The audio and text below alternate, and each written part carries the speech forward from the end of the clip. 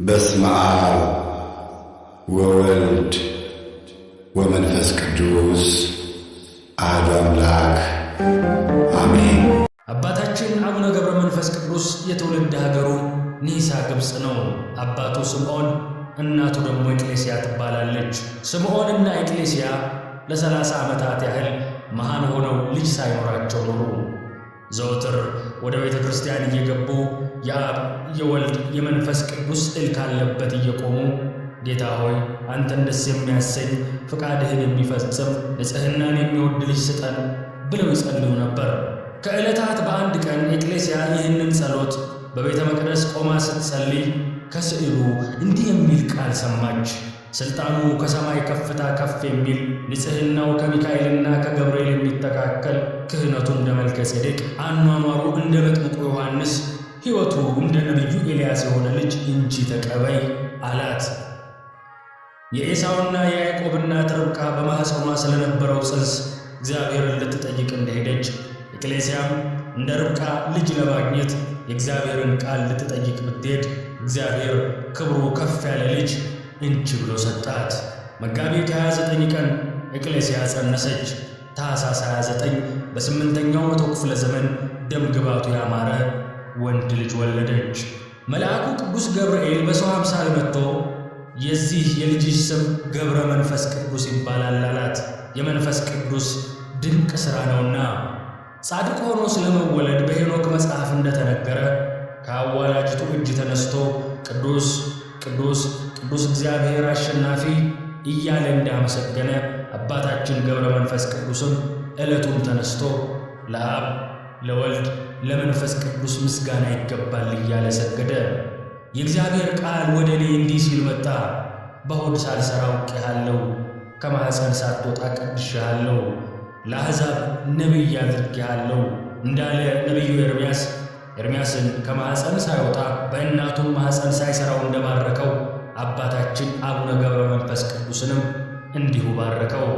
አባታችን አቡነ ገብረ መንፈስ ቅዱስ ከተወለደ ከ3 ዓመት በኋላ እግዚአብሔር አምላክ መልአኩ ቅዱስ ገብርኤልን እንዲህ ሲል አዘዘው።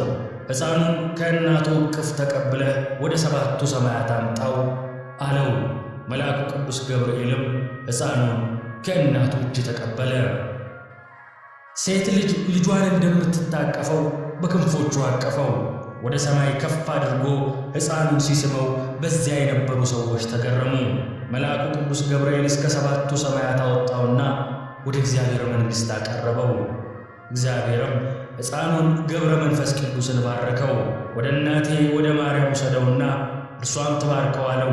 ዳግመኛም አዳም፣ ሴትና ሄኖስ፣ ያሬድና ማቱሳላ፣ ላሜህና ኖህ ወዳሉበት ውሰደው እነርሱም ይባርኩት። አብርሃምና ይስሐቅ ያዕቆብም ወዳሉበት፣ ነቢያት ሐዋርያት ወዳሉበት ውሰደውና ይባርኩት። ሰማዕታትና ደናግላን ሄሮድስ ያስፈጃቸው ሕፃናት ወዳሉበት ውሰደውና ይባርኩት አለው። መልአኩ ቅዱስ ገብርኤል ሕፃኑን ወደ እመቤታችን ወሰደው። እናታችን ቅድስት ድንግል ማርያም ሕፃኑን ተቀብላ ሳመችውና ባረከችው። ዳግመኛም ወደ ቅዱሳን ሁሉ ወሰደውና ሰላም አሉት።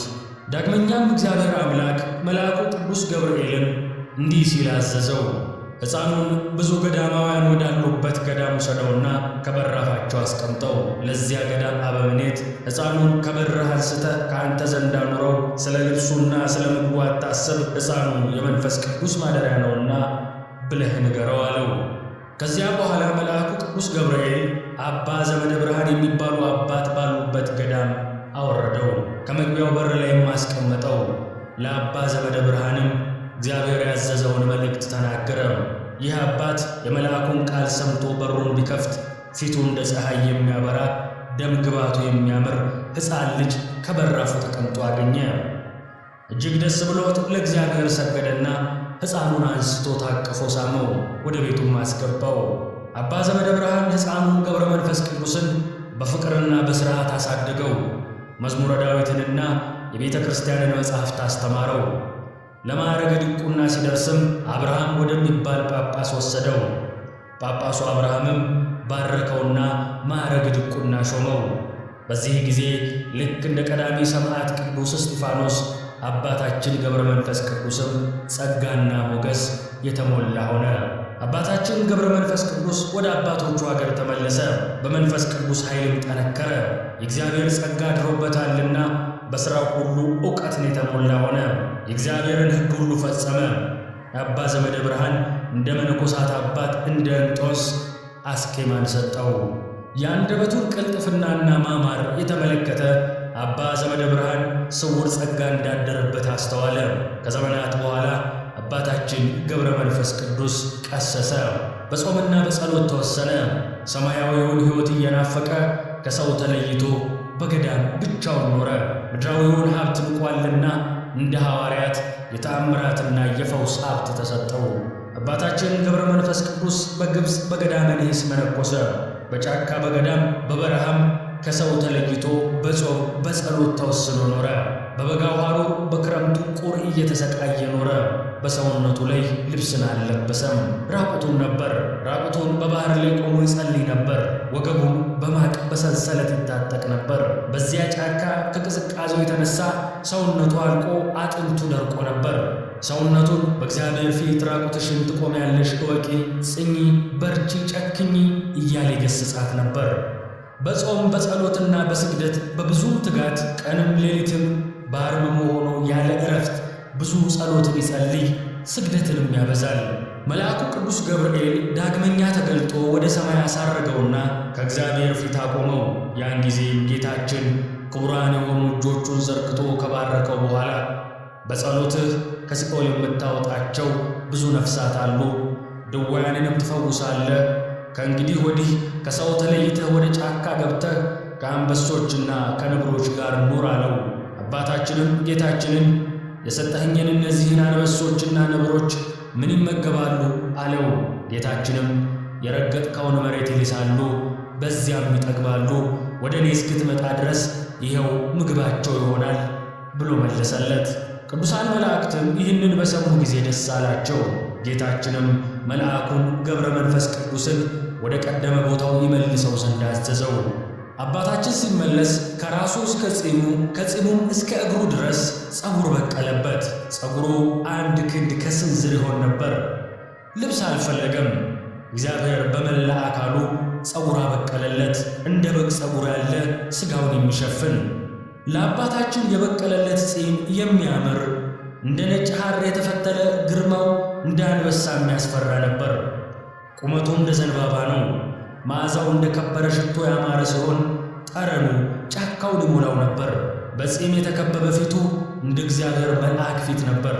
ጻድቁ በታላቅ ተጋድሎ ሲኖር በጸጋ ላይ ጸጋ ተጨመረለት።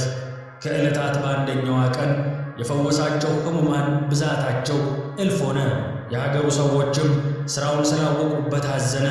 ውዳሴ ከንቱ እንዳይሆንብኝ ተነስቼ ሰው ወደማያውቀኝ ሀገር እሄዳለሁ ብሎ ተነስቶ ሄደ። ሕዝቡም አባታችን እንደተሰወረ ባወቁ ጊዜ በሐዘን አለቀሱ። አባታችን ገብረ መንፈስ ቅዱስ ሰውነቱን ከቀን ወደ ቀን በልዩ ገድል ይቀጣት ነበር። ነብሮቹና አናብስቱ ራሳቸውን ዝቅ አድርገው ተገዙለት፣ ከእርሱ ጋር ተስማምተው ኖሩ። ሁሉም ብፁዕ አባታችንን ሊጎዱት አልቻሉም። በእግዚአብሔር ኃይል የአናብስቱን አፍ እንደዘጋ እንደ ነቢዩ ዳንኤል ሆነ። አራዊቱ ወዳለበት ይዞራሉ። በእርሱ ላይ ክፉ ሊያደርጉበት ቢፈልጉም የእግዚአብሔር ሥልጣን ግን ይከለክላቸው ነበር። አራዊቱ ከእግሩ በታች ይተኙ ነበር። አባታችን አቡነ ገብረ መንፈስ ቅዱስ በሚሄድበት ሁሉ ይከተሉት ነበር። ለጌታው እንደሚታዘዝ አገልጋይ፣ ለመምህሩ እንደሚተጋ ደቀ መዝሙር እግሮቹንና የረገጠውን አፈር ይልሳሉ። ለጸሎት ሲቆም አራዊቱም አብረውት ይቆማሉ። ከቤተ መቅደስ ሲመጣ ሲያዩት ሮጠው ሄደው ተንበርክከው ይቀበሉታል። አባታችን ገብረ መንፈስ ቅዱስ እናቱም አባቱም የሥጋ ዘመዶቹም አላወቁትም። በመዓልትና በሌሊት ያለ ዕረፍት ለእግዚአብሔር ምስጋና ያቀርባል። በአክናፈ ንፋስ ይፋጠናል፣ እንደ መላእክት በሰረገላ ንፋስ ይሄዳል። አባታችን ገብረ መንፈስ ቅዱስ በንጽሕናና በቅድስና ያለማቋረጥ በማመስገኑ እግዚአብሔር ከፍ አደረገውና ኑሮውን ከመላእክት ጋር አደረገለት። ጻድቁ በመዓልትና በሌሊት አያንቀላፋም ነበር። ቅዱስ ዳዊት ለዓይኖቼ እንቅልፍ ለቅንድቦቼ ሽልብታን አልሰጣቸውም ያለውን አስቦ ቀን ከሌሊት በጾምና በጸሎት ተወሰነ። ሳርም ሆነ ቅጠል አልቀመሰም። ለሥጋው ምንም ምክንያት አላቀረበም። ራቁቱን ኖረ፣ ኀፍረትንም ናቃት። ክርስቶስን ይከተለው ዘንድ መስቀሉን ተሸከመ። አባታችን ገብረ መንፈስ ቅዱስ እግዚአብሔርን መፍራትን የሃይማኖት ገንዘብ አደረገ። ከዓለም ተድላ ደስታ ተለየ። የሐዋርያትን ድህነት አሰበ። በከረጢታቸው ገንዘብ ያልቋጠሩትን፣ ለመንገድ ስንቅ ያላሰናዱትን፣ ለዓለም ያልጎመጁትን እነርሱን መሰለ። በፍቅራቸው ጸና፣ ፍለጋቸውን ተከተለ፣ ሥራቸውን ጠበቀ፣ ሀገራቸውን ናፈቀ። በእውነተኛ ሃይማኖት እንደነሱ ሊያርፍ ብዙ ውርጭ ብዙ አመዳይ በሚገኝበት ደሴት ረግረጋማ በሆነ ጥልቅ ጉድጓድ ኖረ። በዚያም ዘወትር ወደ እግዚአብሔር እንዲህ እያለ ይጸልይ ነበር። አቤቱ ለምንሃለሁ፣ ተስፋ ካደረግኩት ነገር አታሳፍረኝ። ከማኅፀን ጀምሮ በአንተ ተጣልኩ። በእናቴ ማኅፀን አንተ አምላኬ ነህ፣ ከማኅፀንም አንተ ጠበቅከኝ። ስም አጠራሪ አንተ ነህ። መልአክህን ልከህ ከእናት ከአባቴም ቤት አወጣኸኝ። በጫካ በበረሃ በገዳምም አኖርከኝ። አቤቱ የሚገለጥ ምሕረትህን ፈጥነህ አድርግልኝ። ይህም እንደ ሥራዬ ሳይሆን እንደ ቸርነትህ ነው እንጂ አቤቱ ጌታ ሆይ ለእኔ ፊትህን አሳየኝ።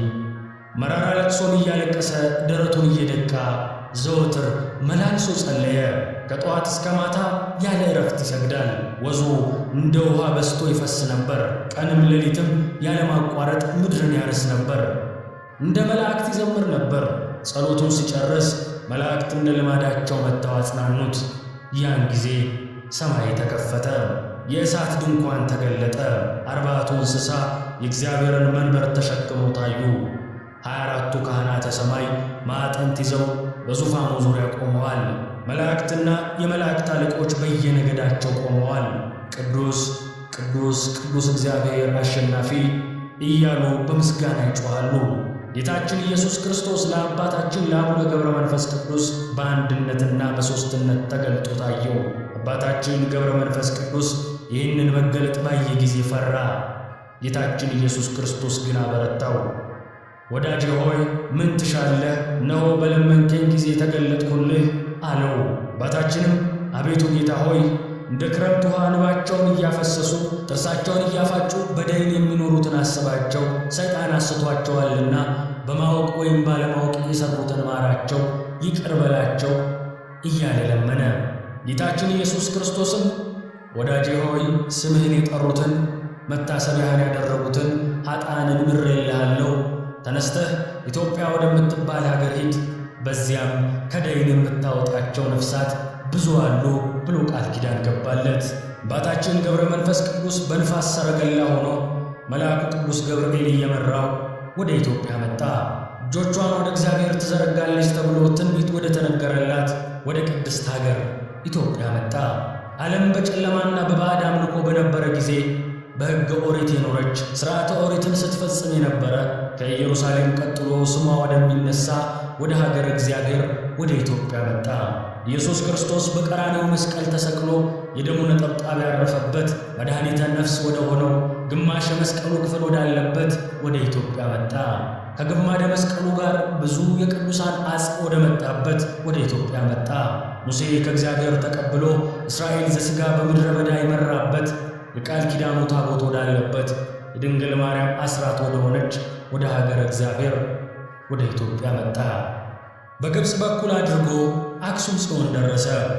አክሱም የቅዱሳን ነገሥታት አገር፣ የቃል ኪዳኑ ታቦት ማረፊያ ምድር ናት። በአክሱም 3 ሱባኤ እየጸለየ ከሰነበተ በኋላ ወደ ሮሃ ወረደ። በላስታ ላሊበላ በሮሃ ከተማ ቅዱስ ላሊበላ ንጉሥ ሆኖ ነግሶ የነበረበት ዘመን ነበር። ከአባታችን ጋር ላስታ ላይ ተገናኙ። ቅዱስ ላሊበላ የፀጉሩን ርዝመት አይቶ ተገረመ።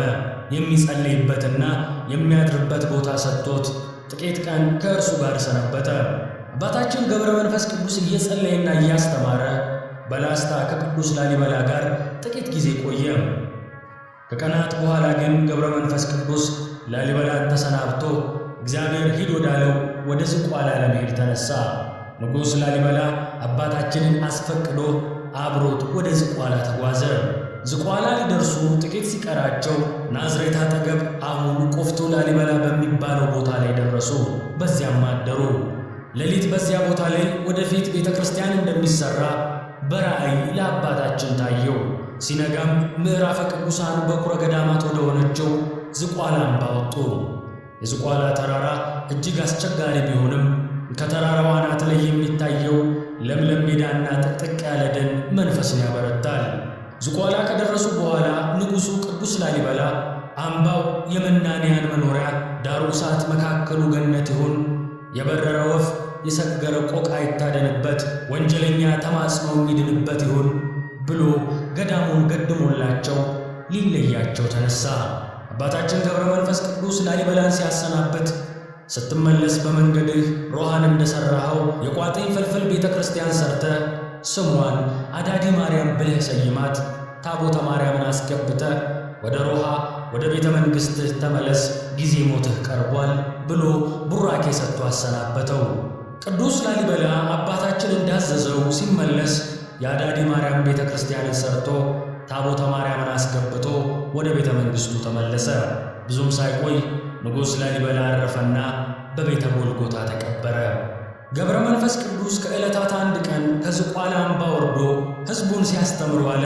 ወደ በዓቱ ለመመለስ የዝቋላን ተራራ ሊወጣ ወንበር ማርያም ደረሰ። ወንበር ማርያም ከዝቋላ አምባ ስር ከተራራው ግርጌ ትገኛለች። እዚህ ስፍራ ጋር ሲደርስ ከአንድ ትልቅ ዛፍ ስር 3 አረጋውያን ሰዎች ተቀምጠው አየ። አረጋውያኑ የመንገድ ዝለት ያደከማቸው ይመስላሉ። አንዳንድ ምዕራፍ እያዘለ ወደ ተራራው ጫፍ እንዲያወጣቸው ጠየቁት። አባታችን ገብረ መንፈስ ቅዱስ በተራ አንደኛውን በጀርባው ላይ አዝሎ ጥቂት እንደተጓዘ አንተ የማትበላ የማትጠጣ ሰው ሆይ ደክሞሃልና ከዚያ አስቀምጠኝ አለው። ከዚያም አሳርፎት የቀሩትን 2ቱን አመጣቸው። የሰውነታቸው መዓዛ ልብን ይሰልባል፣ የመልካቸው ደምግባት ተመሳሳይነት አይገኝለትም። በዚህ የተገረመው አባታችን ከወዴት መጣችሁ ብሎ ጠየቃቸው። ደምግባታቸው የመዓዛቸው ሽታ አካባቢውን አውዶታልና በሦስትነትና በአንድነት ታዩት። አሁን ሥላሴ እንደተገለጹለት ገባው። ለአባቶች አባት ለአብርሃም በመምሪያ አድባር ስር 1ም 3ም ሆነው እንደተገለጹለት ለአባታችን በዝቋላ ተራራ ላይ በአንድነትና በሦስትነት ቅድስት ሥላሴ ታዩት። ወደ ሰማይም አወጡት፣ 7ቱ ሰማያት አደረሱት።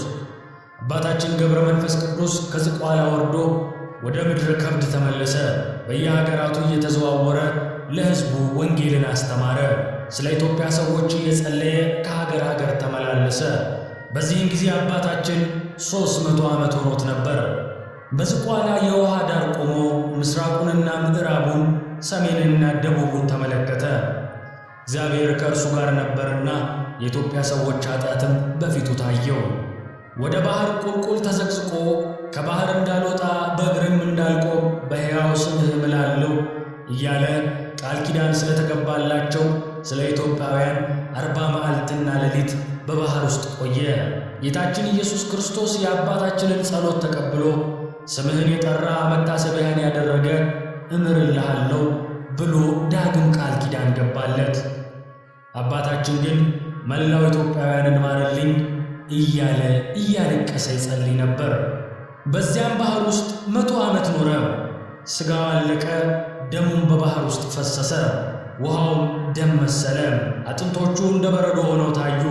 አጋንንት ዘወትር እየመጡ በፍላጻዎቻቸው ይወጉት ነበር። የአባታችንን ጽናት ያየ አምላካችን እግዚአብሔር ወደ ዝቋላ መጥቶ ከባሕሩ ዳር ቆመ። ገብረ መንፈስ ቅዱስ ብሎ ተጣራና ከባሕሩ ውጣ ብሎ አዘዘው። ከባሕሩ ውጣ ኢትዮጵያውያንን ምሬልሃለሁ አለው። በእግዚአብሔር ቸርነት አጥንቱ ተበሳስቶ ሥጋው አልቆ ከባሕሩ ወጣ።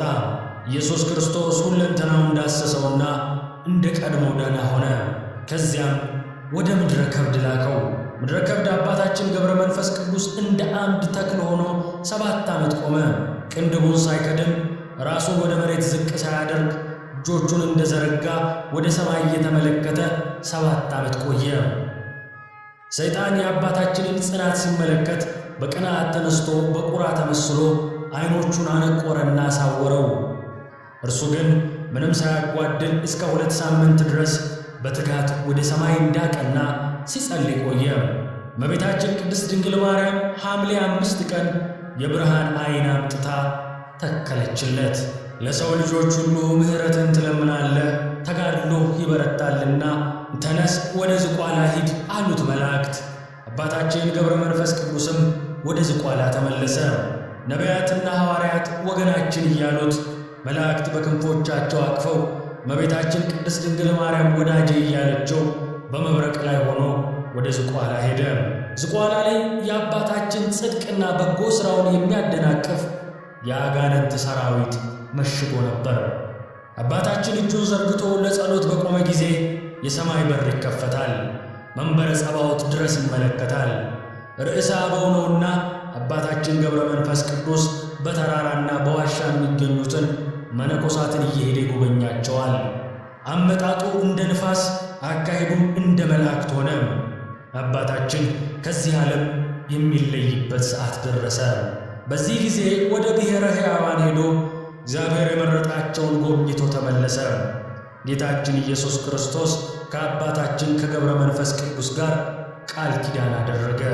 ከመረጥኳቸው ጋር ቃል ኪዳኔን አደረግኩ እንዳለ መታሰቢያህን ያደረገውን ስምህን የጠራውን በጸሎትህ የታመነውን እምርልሃለሁ፣ ለጾም አዳሪዎች ምጽዋትን የሚሰጥ የተራበውን የሚያበላ የተጠማውን የሚያጠጣ ከአንተ ጋር በሰማያት አኖረዋለሁ ብሎ ቃል ገባለት።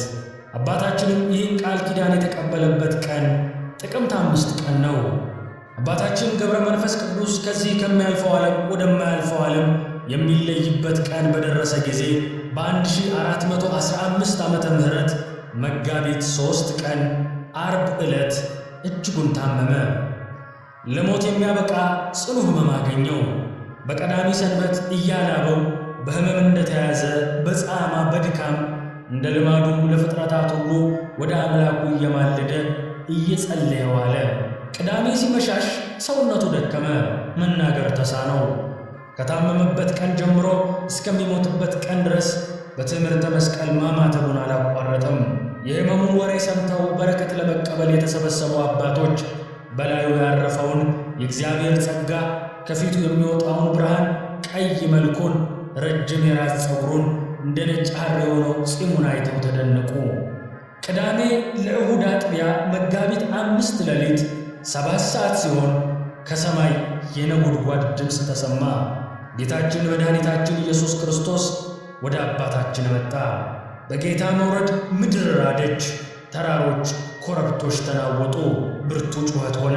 ከዚህ በኋላ ጌታችን ኢየሱስ ክርስቶስ ወዳጄ ሰላም ላንተ ይሁን እያለ ፊት ለፊት አናገረው። የተጋድሎውን ዋጋ ዓለምን ሁሉ ጥሎ የመነነ ገንዘብን ሁሉ ጥሎ የተከተለ የሚያገኘውን ዋጋ ሰጠው። የማያልፍ የማያቋርጥ ቃል ኪዳን አደረገለት።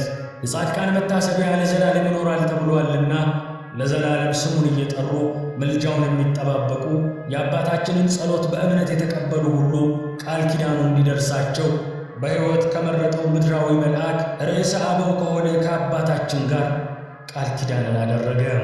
ጌታችን ኢየሱስ ክርስቶስ ከአባታችን ጋር ቃል ኪዳን ሲገባ የአባታችን የእጅና የእግሩ ጣቶች እንደ ፋና በሩ፣ ከፀጉሩም ወተት ይፈስ ነበር። ከአፉም በረድ የሚመስል ነጭ ንብ ይወጣ ነበር።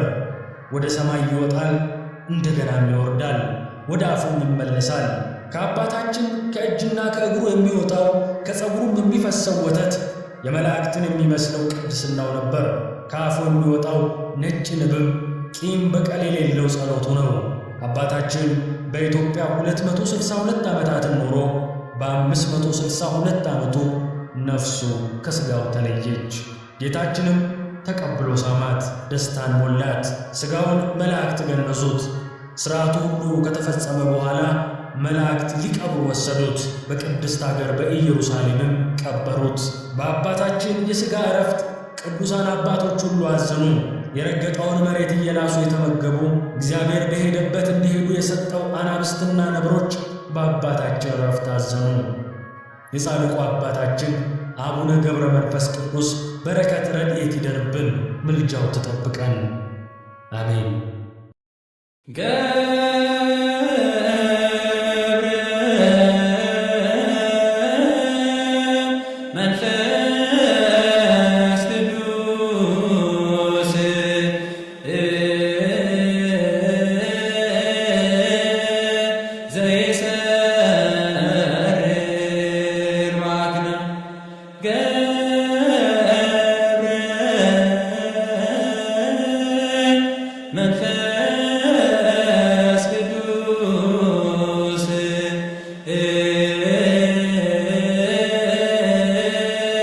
ዘይሰ